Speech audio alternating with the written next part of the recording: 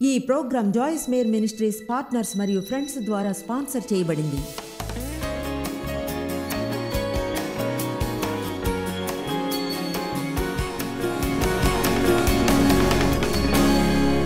కొంతమంది దేవుడు తమతో ఉన్నాడని నమ్మరు. వాళ్ళు ఆయన సన్నిధిని ఫీల్ కాకుంటే. ఆయన మత్తయి 28:20 చెప్తుంది, నేను యుగ సమాప్తి వరకు సదాకాలము మీతో ఉంటాను. దేవుని ఫీల్ అవ్వక్కర్లేదు ఆయన నాతో ఉన్నాడనడానికి. బైబిల్లో ఆ వచనాలను చాలానే చదివాను. ఇప్పుడు అవి నాకు వాస్తవాలు అయ్యాయి. ఇప్పుడు మనం హెబ్రీ 13:5 చూద్దాం. యాంప్లిఫైడ్ బైబిల్లో ఇది నిజంగా ఎంతో మంచి వచనం. యాంప్లిఫైడ్లో పెద్దగా ఉంటుంది. అయితే చూడండి, మీ స్వభావము లేదా మీ నీతి క్రమము ధనాపేక్ష లేందై ఉండవలను. దురాశ, మోహము, లోభిత్వము, లోక సంపదల కోసం ప్రాకులాడ్డంతో సహా ధనాపేక్ష లేని వారే మీకు కలిగిన వాటితో తృప్తి పొందుడి. పరిస్థితులు ఉన్న దానితో ఆయనే చెప్పెను కదా, ఇది బాగుంటుంది, నిన్ను ఏమాత్రమూ విడువను, ఓడించను, నిన్ను ఎన్నడును ఎడబాయను, ఆధారము లేకుండా ఎడబాయను. బహుశా దేవుడు ఒకసారి ఏదైనా చెప్తే దాన్ని వినడం మంచిది. ఆయన ఇది 2 సార్లు చెప్తే నిజంగా దానిపై గమనం ఉంచాలి. 3 సార్లు ఎడబాయను, ఏ పరిస్థితుల్లోనూ నిస్సహాయంగా విడువను, ఎడబాయను లేదా క్రింద పడనివ్వను, నా మీద ఆధారపడి ఉండండి. ఆశ్చర్య చిహ్నం.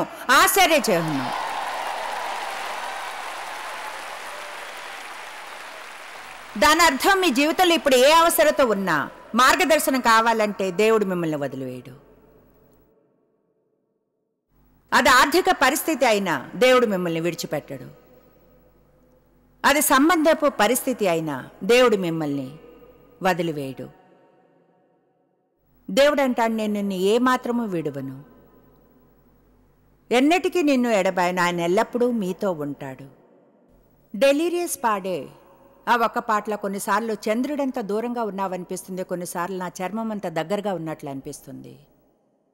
అయితే శుభార్త ఏమిటంటే నిజంగా ఆయన మీ చర్మం అంత దగ్గరగా ఉంటాడా, ఆయన చంద్రుడంత దూరంగా ఉన్నాడనిపించినా ఆయన మనలో ఉంటాడు. కనుక మనలో మీరు దేవుని గృహాలు, అంతకంటే దగ్గరగా మరేమీ ఉండలేదు. దేవుడు ఎన్నడూ మిమ్మల్ని విడువడు, ఎడబాయుడు. మీరేమాత్రం ఎన్నడైనా శోధించబడితే ఇలా అనడానికి, చూడు దేవా నేను ఫీల్ కావడం లేదు, ఇలా అనండి. నాకు తెలుసని తెలుసు నాతో నువ్వు. కొంతమంది ఫీల్ కారు, వారికి వరాలు తలాంతులు ఉన్నాయని పనికిరాని వారనిపిస్తారు, విలువ లేని వారని జీవితంలో సంకల్పమే లేదన్నట్లు ఫీల్ అవుతారు. ఎక్కువగా అది అభద్రతతో వేరుపారి ఉంది. ఏదో ఒకలాగున విషయాలు జరుగుతాయి, మనం ఎదుగుతుండగా మనం ఎలా ఉండాలో అలా లేమని ఫీల్ అవుతాం. మిగతా తోటి వారితో పోల్చుకుంటాం, ఇతర ప్రజలతో పోల్చుకుంటాం. నువ్వు జానీలా లేవే, జూడీలా, ఇది నేర్చుకోవడం ఎందుకు కష్టం, అన్ని తప్పులు ఎందుకు చేస్తావు, ఎప్పుడు చూడు ఏదో ఒకటి పడేస్తావే, నువ్వేది సరిగ్గా చేయలేవు. మనం ఆ సందేశాలను వింటాం. సాతాను మనం ఫీల్ అయ్యేలా చేస్తాడు, మనం మంచివాళ్ళం కాదనేలా. బహుశా ఒకరికి జరగగలిగే అత్యధికమైన హీనమైనవి ఏమిటంటే వాళ్ళెవరో అన్న విషయంలో ఎన్నడూ స్వేచ్ఛను ఫీల్ కాక, అయితే ఎల్లప్పుడూ ఎవరో ఒకరితో పోల్చుకోవాలని ఫీల్ అవ్వడం, వారితో పోటీ పడాలని, వారిలా ఉండాలని అనుకోవడం కంటే నాకు అసాధారణంగా వేరుగా ఉండడం ఇష్టం. చాలా ఏళ్ళు అలా చేయలేదు, అయితే ఇప్పుడు నాకు అది ఇష్టం. ఎందుకంటే చూడండి, అసాధారణమైన వాటికంతో విలువ ఉంటుంది ఎక్కడ పడితే అక్కడ దొరికే వాటికంటే. మనందరికీ మన చిన్న సొంత అసాధారణ బ్రాండ్ ఉంటుంది. అపవాది విచిత్రంగా ఉన్నారంటారు, అయితే మీరు అసాధారణంగా ఉన్నారు. దేవుడు ఒక సంకల్పంతో మిమ్మల్ని సృష్టించాడు తన స్వహస్తాలతో. మీ తల్లి గర్భంలో మీరు తప్పు కాదు, ఊప్స్ కాదు, యాక్సిడెంట్ కాదు. దేవుని వద్ద మీ కొరకు ఒక ప్లాన్ ఉంది. మీరు పోల్చుకోనక్కర్లేదు, మీరు పోటీ పడినక్కర్లేదు. చాలామంది నా వినోదకరమైన కథలు వినే ఉంటారు. ఎలా నేను మా పక్కింటి ఆవిడ ఉండాలనుకుని అన్నీ ప్రయత్నించాను. ఆవిడ మిస్ ఆర్ట్స్ క్రాఫ్ట్స్, నేను వాటిలో ఒకటి చేయలేకపోయాను. డేవ్ చొక్కాకి ఒక బటన్ కుడితే 5 నిమిషాల్లో పడిపోతుంది.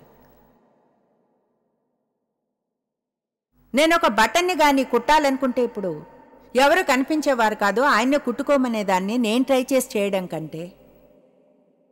అయితే అది పర్వాలేదు. డార్లిన్ సెక్ చెప్పారు ఒకసారి ఇంటి వద్ద ఉన్నప్పుడు వంట చేయడం ఇష్టం లేదా నీకు? నేనన్నాను లేదు. ఆమెకు అది ఇష్టం, ఆమెకు ఎంతో ఇష్టం, అది వంట చేయడం ఇష్టం. వంటిల్లంతా చిందరవందరైనా తిరిగి క్లీన్ చేసేస్తుంది.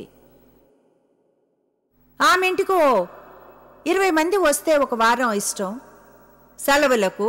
నేను అలాంటి వెళ్ళి హోటల్లో ఉండండి తెలుసుగా.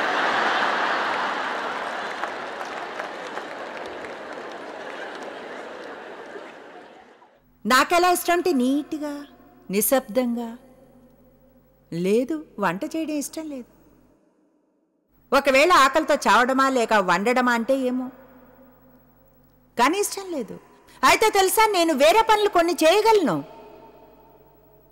మాట్లాడగలను, వంట మాత్రం చేయలేను. ఆమేన్. అది శుభార్త కాదంటారా? ఏమంటే మీలో ఏదో లోపం ఉందని మీరు ఫీల్ కావడం, ఇంకెవరిలానూ మీరు లేనందున. ఆమేన్, ఆమేన్, ఆమేన్ అండ్ ఆమేన్. ఫీల్ అవుతున్నా అవ్వను. నేనెలా అంటే నిజంగా ఏమీ చేయలేను, అది నాన్ సెన్స్. ఎందుకంటే రోమా 12 చెప్తుంది, ప్రతి ఒక్కరికి ఒక కొలమానంలో విశ్వాసం ఇవ్వబడిందని. తర్వాత వరాలు తలాంతులను గురించి చెప్తుంది, దేవుడు క్రీస్తు సంఘానికి ఇచ్చిన వాటి గురించి. ఇలా ప్రతి ఒక్కరికి దేవుడిచ్చిన వరాలు ఉంటాయో, మనలోని ప్రతి ఒక్కరూ ఏదో విలువైంది చేయగలం. మనం దాన్ని గుర్తించకపోవడానికి ఒకే ఒక కారణం కొన్నిసార్లు ఏమిటంటే, మన దృష్టి ఇతరులు చేసే దాని మీద ఉంటుంది. వారితో పోల్చుకుని అంటాం మనం, నేను చేసేది ఏమంత ముఖ్యమైనది కాదు, మిగతా వారంతా చేసేది ముఖ్యమైంది, ప్రతి భాగం ముఖ్యమైంది. మీ వంతు అలానే మిగతా వారందరిది. ప్రతి ఒక్కరికి ఆత్మ ప్రత్యక్షత ఇవ్వబడింది. ఆయన ప్రతి ఒక్కరికి ఆయన ఎంచుకున్న వరాన్ని ఇస్తాడు. మీ వరాన్ని విలువైందిగా చూడాలి, హీనపరచకూడదు, తక్కువగా చూడకూడదు. అది ఇంకెవరో చేయలేంది కానందున. కొంతమంది తిరస్కారాన్ని ఫీల్ అవుతారు. వాస్తవంగా ఎవరు వారిని తిరస్కరించకున్నా, నా జీవితంలోనూ దాని వేరు ఉండేది. ఎంతో బాధపడేదాన్ని తిరస్కారపు ఫీలింగ్స్తో. వాస్తవంగా ప్రజలు తిరస్కరించుకున్నా కూడా, మిమ్మల్ని ఎవరైనా చూడకున్నా మీరు తిరస్కరించబడ్డట్లు ఫీల్ అవ్వచ్చు. వాళ్ళకి మీరంటే ఇష్టం లేదనుకుంటారు, వాళ్ళు అసలు రూమ్లోనే ఉండరు. అదేదో మీలో లోపం ఉందని కాదు, అపవాది ఆ ఫీలింగ్స్తో ఆడుతున్నాడు. ఫీలింగ్స్. కొంతమంది అభిషేకించబడ్డట్లు ఫీల్ కారు. దేవా, నాకు ఆ ఏళ్లన్నీ గుర్తున్నాయి, కొంత అభిషేకపు ఫీలింగ్ని కదిలించాలని ట్రై చేసినవి. నేను అభిషేకించబడ్డట్లు ఫీల్ కాకుండా బయటికి వెళ్ళి బోధించాలంటే భయం. సంతోషం, అవన్నీ దాటి వచ్చేసాను, మీకు సహాయం చేస్తాను. ఆ ఫీలింగ్స్ మీద జీవించని అవసరం లేదు. ప్రతిదీ ఫీల్ అయ్యే దాని మీద ఆధారపడకండి, లేదా అవని దాని మీద. ప్రార్థించినప్పుడు దేవుడు విని జవాబులు ఇస్తాడు. ఎలా ఫీల్ అయినా పర్వాలేదు, దేవుడు వింటాడు, జవాబులు ఇస్తాడు. బైబిల్ చదివినప్పుడు అపవాది అంటాడు, నీకు ఇది ఏమేల్ని చేయలేదు, మీకు గుర్తుండదు ఏం చదివారు, మీరు అనండి, నోర్ముయ్, దేవుని పట్ల విధేయతతో చేశాను, పరిశుద్ధాత్మ తిరిగి నాకు ఇస్తాడు అవసరమైనప్పుడు.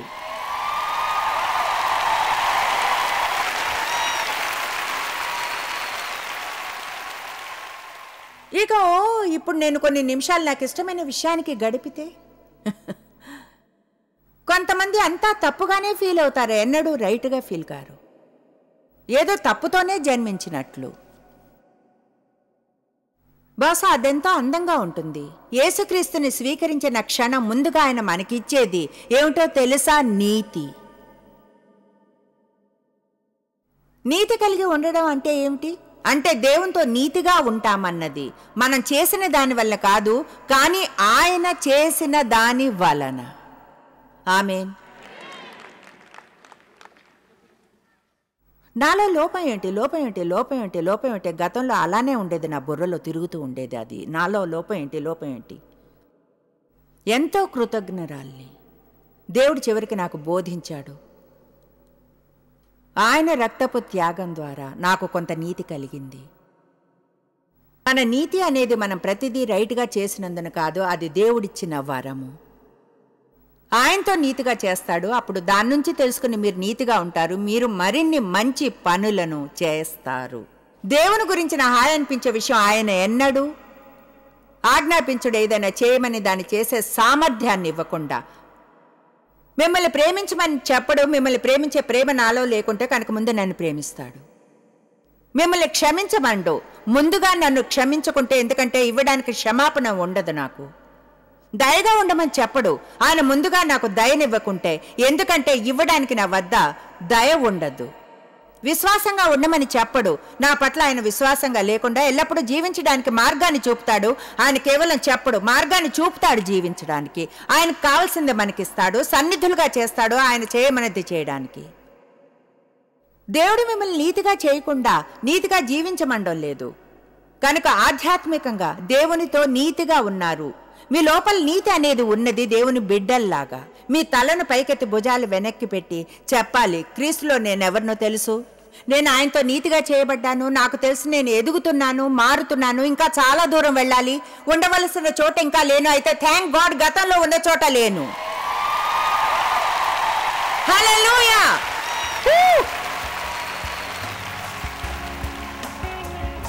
ఫీలింగ్స్ని మీపై అధికారం చేయనివ్వకండి. నా గురించి ఎంత చెడుగా ఫీల్ అవుతాను ఏమిటో తెలుసా? అది కష్టంగా చేయడం ఎవరైనా చేయగలరు. మీరు చేయవలసింది మీ విశ్వాసాన్ని అభ్యసించుకుంటే ఎప్పుడు చెడుగా ఫీల్ అవ్వచ్చు, ప్రామిస్ చేస్తున్నాను. అయితే విశ్వాసంతో ఇలా అనండి, ఎలా ఫీల్ అయినా నాకు అనవసరం, నేనెవరినో నాకు తెలుసు. నేనేం ఫీల్ అయినా అనవసరం, ఫీల్ అవ్వకున్నా నాకు తెలుసు క్రీస్తు ద్వారా నాదేమిటో బైబిల్ చెప్తుంది. క్రీస్తు ద్వారా నేను నూతన సృష్టిని, పాతవన్నీ కూడా గతించిపోయాయి, సమస్తము నూతనంగా చేయబడ్డాయి. ఆమేన్. ఓ నిజంగా ఎంతో మంచిగా ఫీల్ అవుతున్నాను. ఇప్పుడు మీరు అనండి, మీకు తెలుసా నాకు భవిష్యత్తు ఉన్నట్లు ఫీల్ కావడం? ఎందుకు? మీ భవిష్యత్తు ఎంతో బ్రైట్గా ఉంది, కళ్ళజోడు పెట్టుకోవాలి దాన్ని చూడడానికి. మై గుడ్నెస్, నా భవిష్యత్తు గురించి ఉత్సాహంగా ఉంది. దేవుని మనసులో నా గురించి ఎంతో ఉంది. ఓ ఆగలేకపోతున్నాను. ఖచ్చితంగా ఏదో ఉత్సాహమైంది జరగబోతుంది. రేపు శుభవార్త వస్తూ ఉంది. దావీదు కీర్తనలు 20 అన్నాడు, నేనేమవుదును, సజీవుల దేశమున నేను యెహోవా దయను పొందుదును అన్న నమ్మకము నాకు లేని ఎడల. మీరు అనవచ్చు, చూడు జాయ్స్, నువ్వు రోజు ఇలా ఫీల్ అవుతూ లేస్తావా? లేదు, నిజం చెప్పాలంటే నేను అంతగా ఫీల్ కాలేదు రావాలని 2 గంటల ముందు ఇక్కడికి వచ్చేప్పుడు.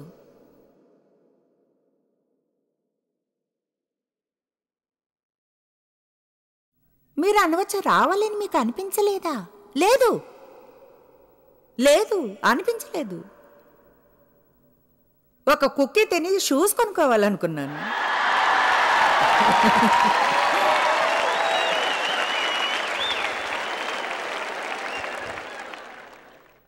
అయితే ఫీల్ అయినట్లు చేయలేదు. మరొకసారి చదివాను, మరొకసారి ప్రార్థించాను, నన్ను ఇక్కడికి తీసుకొచ్చాను. మీకు సరైంది అనిపించింది చేయడానికి అడుగు వేసిన క్షణమే అభిషేకం మీకు తోడవుతుంది. బైబిల్ చెప్తుంది, దేవుని ఆత్మ ఒక పురుషుని మీదో స్త్రీ మీదో వచ్చినప్పుడు వాళ్ళు మరొకరిలా మారిపోతారు. ఆమేన్. భవిష్యత్తు లేదా? ఇప్పుడు ఇర్మియా 29:11 చూడండి, వాదించగలమేమో చూద్దాం.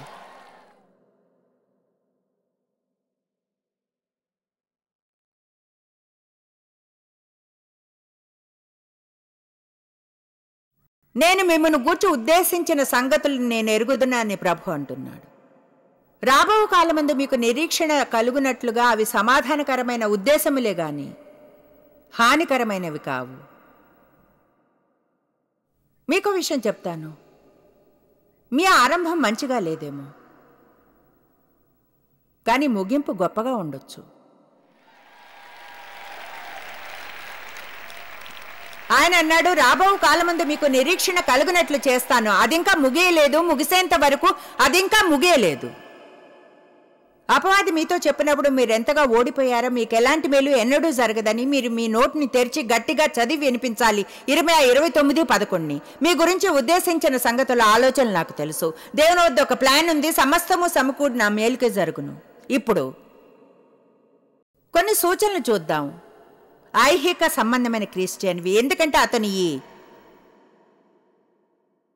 ఫీలింగ్స్ చుట్టూ నడిపించబడతాడు కనుక.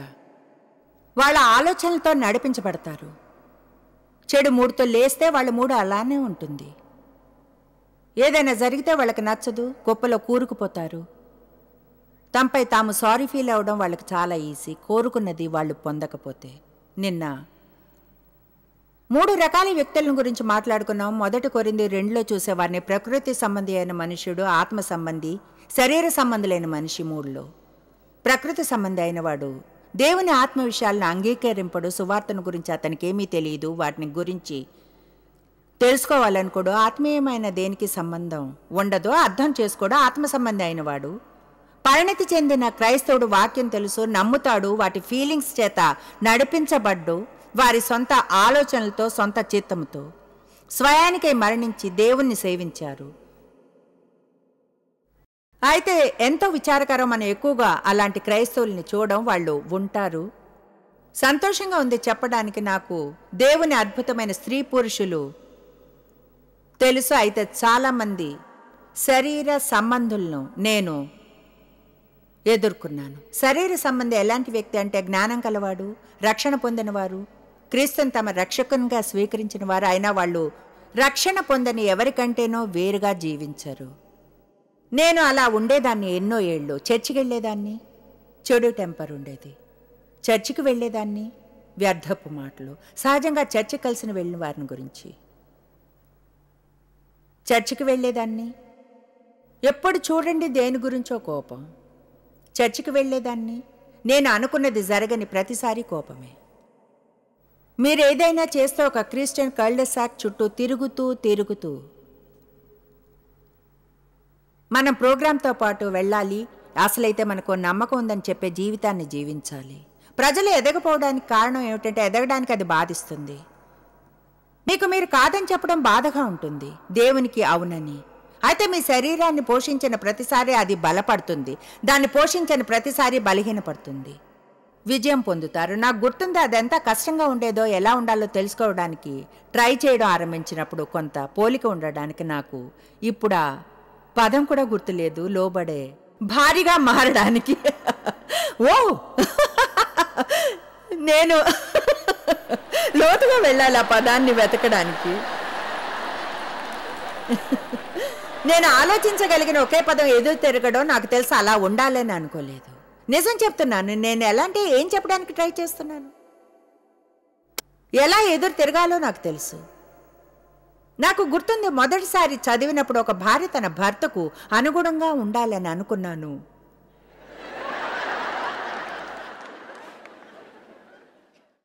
అంటే మీన్గా ఉండేదాన్ని కాదు, చెడ్డదానో. జీవితం అంతా అందరూ నన్ను తోసిన వారే, ప్రజలు ఉపయోగించుకునేవారు, మ్యానిపులేట్ చేసి అధికారం చేసేవారు.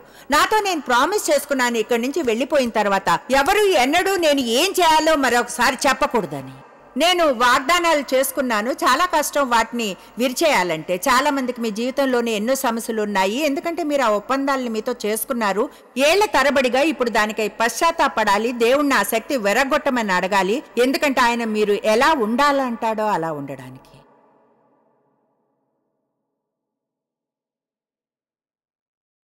నా నోరు మూసుకుని ఉండడం చాలా కష్టమైంది. నేనే రైట్ అనుకున్నప్పుడు నిజంగా చాలా కష్టమైంది. ఎవరి మాటనైనా నేను వినడానికి, వాళ్ళ అభిప్రాయానికి మర్యాదను ఇవ్వడానికి, వాళ్ళు రైట్ అవ్వచ్చని నమ్మడానికి నేను తప్పని. చాలా కష్టమయ్యేది ఎవరైనా నేనేం చేయాలో చెప్తే. అయితే ఆ పాయింట్కి వచ్చినప్పుడు, దేవుని కోసం నిజంగా అలా చేయాలనుకున్నప్పుడు చేయాలనుకున్నాను, ఆయన్ని ప్రేమించాను, చేయాలనుకున్నాను, వాక్యాన్ని నమ్మాను కనుక రైట్ అని నాకు తెలుసు. మీకు ప్రతిదీ నచ్చక్కర్లేదు దాన్ని చేయడానికి, ఒప్పుకోనవసరం లేదు దాన్ని చేయాలంతే, దేవుని గౌరవం కోసం. ఆమేన్. బైబిల్ చెప్తుంది మనకు ఒకలాంటి ఆర్డర్ ఉండాలని ఇంటిలో. నేను నమ్మను పురుషులు స్త్రీలపై అధికారం చేయాలి యజమానుల్లా. అంటే వాళ్ళేమీ ఆదాము కాళ్ళ క్రింద నుంచి రాలేదా, హవ్వ అతని ప్రక్క నుండి వచ్చింది. పురుషులు స్త్రీలపై అధికారాన్ని చేయకూడదు, ఇద్దరు కలిసి పార్ట్నర్స్. మనందరికీ ఒక వంతు ఉంటుంది, ఒకరినొకరు గౌరవించుకోవాలి. అయితే కొన్ని సమయాలు ఉంటాయి నిర్ణయాలు తీసుకోవాల్సినవి. ఇద్దరూ ఒప్పుకోకుంటే ఒక నిర్ణయం తీసుకోవాలంటే ఆ ఇంటి పెద్ద ఆ నిర్ణయాన్ని తీసుకోవాలి. మంచిది, అదిగో ఒక ఆవిడ నాతో ఒప్పుకుంటుంది. మ్యాన్, ఒక చైర్ తెచ్చుకుని కూర్చోవడం మంచిది, దీనికి టైం పడుతుంది. ఈనాడు మన సమాజంలో అతిపెద్ద సమస్యలో ఒకటి ఏమిటంటే ఎవరు ఎవరికి వాళ్ళు ఏం చేయాలో చెప్పకూడదు. మీరు చూస్తారుగా, ఇలాంటి మీటింగ్స్లో కూడా క్రిస్టియన్స్ ఎలా ప్రవర్తిస్తారో, ఫలానా చోట కూర్చోకూడదంటే ఆ సెక్షన్ మూసేసినందున నాకు చెప్పకండి నేనేం చేయాలి. ఓ అయితే ప్రార్థనా లైన్లోకి వచ్చి అద్భుతం కావాలంటారు. అలాంటి విషయాలతో విసిగిపోయాను.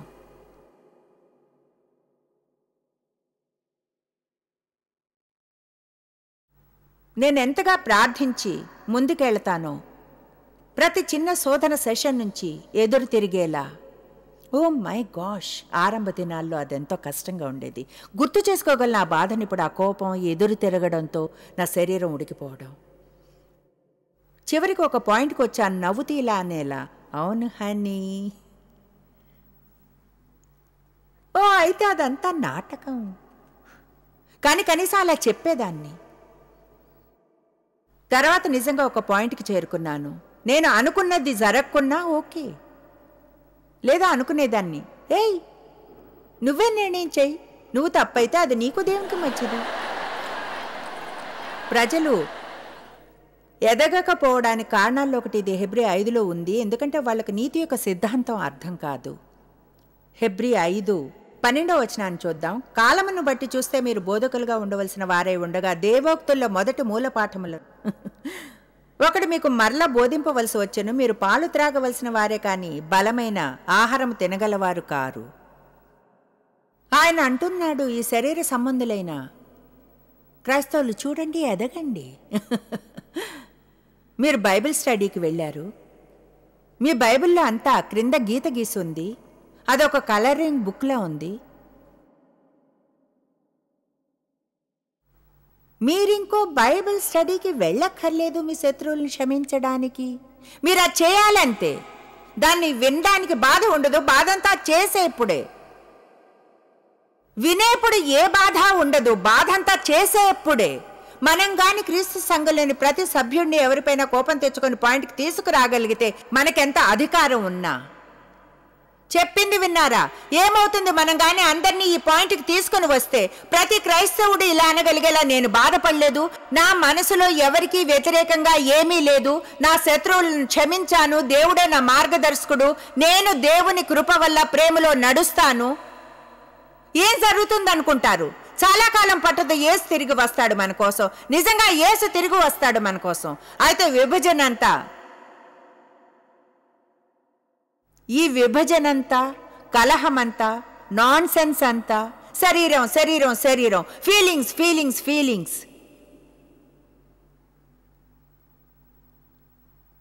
ఎవరి గురించైనా మీరు ఎలా ఫీల్ అయినా పర్వాలేదు, వారితో ప్రేమలో నడిచేలా ఎంచుకోవచ్చును. ప్రేమ ఒక ఫీలింగ్ కాదు, చిత్తం.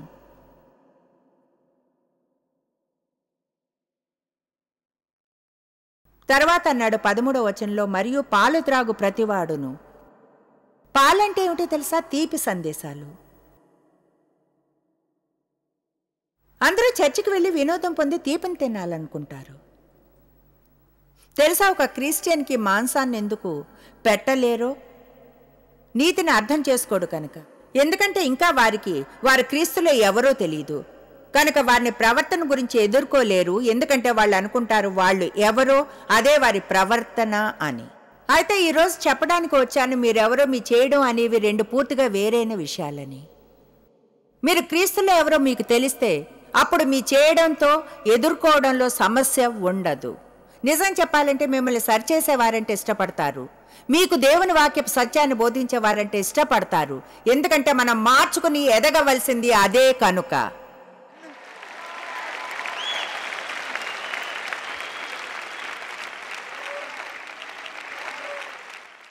మీకు తెలీదు నాకెంత కోరిక ఎవరైనా మీకు చెప్పే విషయాలు గతంలో నాకు చెప్పుంటే. నేనెంతో శ్రమ పడ్డాను, ఎందుకంటే నేను వినేదంతా వేరే. తీపి బాగుంటుంది, అందరికీ అది ఇష్టం, అయితే దాంతోనే జీవించలేరు. నేను తీపి అంటే అర్థం మీరు మంచిగా ఫీల్ అయ్యే సందేశాలు. చెప్పడానికి సంతోషంగా ఉంది దేవుడు మిమ్మల్ని ప్రేమిస్తున్నాడని. నిజం చెప్పాలంటే అదేదో, ఒకవేళ మీరు రాజ్యంలో 20 ఏళ్ళు ఉంటే మీకు అది ముందే తెలుసుండాలి. మీరు గాని ఇప్పటికే 10 ఏళ్లుంటే కోపంగా ఉండడం కంటే మెరుగ్గా తెలుసుండాలి. ఎవరూ మీకు దీన్ని బోధించక్కర్లేదు. మళ్ళీ మళ్ళీ మీకే అది ఉండాలి. అది ఉండాలి మనసులో. నేను కోపంగా ఉండను, నేను బాధపడను, సున్నితంగా ఉండను, నేను అపవాదికి ద్వారాన్ని తెరవను. ఈనాటి బోధన నిజంగా గుర్తు చేస్తుంది. మన భావాలను దాటి దేవుని వాక్యం చెప్పేదాని మీద ఫోకస్ చేయాలని, మన గురించి, ఆయన వాగ్దానాలను గురించి. దేవుని వాక్యం ప్రేమిస్తుందని చెప్తుంది, ఆయన మీతో ఉన్నాడని, ఎన్నడూ విడువుడు ఎడబాయుడు అని. 1 యోహాను 4:16 చెప్తుంది. మన ఎడల దేవునికి ఉన్న ప్రేమను మనం మెరుగిన మారమై దాన్ని నమ్ముకొని ఉన్నాము. దేవుడే ప్రేమ. ఎవరైతే ఆ ప్రేమలో జీవిస్తారో దేవునిలో జీవిస్తారు. జాయిస్ మేర్ మినిస్ట్రీస్లో మీరు మాకెంతో ముఖ్యులు. మిమ్మల్ని అభినందిస్తున్నాం. మా ఫ్రెండ్స్కి, పార్ట్నర్స్కి థ్యాంక్స్. ప్రపంచవ్యాప్తమైన ఈ పరిచర్య సాధ్యమయ్యేలా చేసినందుకు. అందరం కలిసి ఆకలిగొన్న వారికి భోజనం పెడుతున్నాం, బీద వారికి బట్టలిస్తున్నాం, దేశాలకు సువార్తను పంచుతున్నాం. ఈ రోజే సంప్రదించండి joycemeir.org. ప్రార్థనా నివేదనల్ని మాతో పంచుకోండి. మా సాధనాల గురించి తెలుసుకోండి. జాయిస్ సభల షెడ్యూల్ని తెలుసుకొని మాతో పార్ట్నర్ అవ్వండి. ప్రపంచమంతా క్రీస్తు ప్రేమను పంచడానికి. ఈ program Joyce Meyer ministries partners మరియు ఫ్రెండ్స్ ద్వారా స్పాన్సర్ చేయబడింది.